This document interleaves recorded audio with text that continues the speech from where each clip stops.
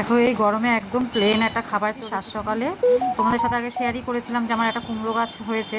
তো এই গরমে না পাতাটা কেমন শুকিয়ে শুকিয়ে যাচ্ছে, লাল লাল হয়ে যাচ্ছে। তো আমি কি করলাম, গাছটা কেটে নিয়ে একটা জ্যান্ত মাছ আনলাম, পোনা মাছ এনে আমি কি করলাম, পাতলা ঝোল করলাম, মানে খেতেও খুবই ভালো। তো কি করলাম, আমি ওই শাকটা কেটে বেছে ধুয়ে দিয়েছি, সিদ্ধ বসিয়ে দিয়ে মাছটা তেলে হলুদ নুন মাখিয়ে ভেজে তুলে নিয়েছি।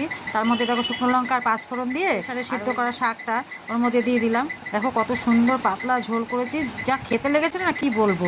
তো এই জল ঢেকে রেখেছিলাম জল দিয়ে, যে জলটা ফুটে উঠেছে তারপরে এক এক করে দিয়ে দিলাম মাছগুলো, এক এক করে দিয়াতে মাছের স্বাদটা, মাছ ভাজার তেলটার মধ্যেই রয়েছে, ওইতেই স্বাদটা দ্বিগুণ বাড়িয়ে দিয়েছে।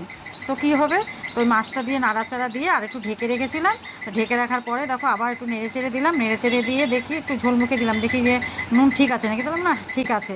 তারপরে দেখলাম যে আলুটা সিদ্ধ হয়েছে নাকি, দেখলাম হ্যাঁ আলুটাও সিদ্ধ হয়েছে। তারপর মাঝে আমি কী করেছিলাম জানো, আলুটা না একটু ভেঙে ভেঙে দিয়েছিলাম যাতে ঝোলটা একটু ঘন ঘন হয়, খেতে আরও দারুণ লাগে। তো তার জন্য আলুটা একটু ভেঙে ভেঙে দিয়েছি, আর লঙ্কাও কাঁচা লঙ্কা দিয়েছি, যেহেতু দেখো সাদা দেখাচ্ছে তো কাঁচা লঙ্কাগুলো একটু ভেঙে ভেঙে দিয়েছি।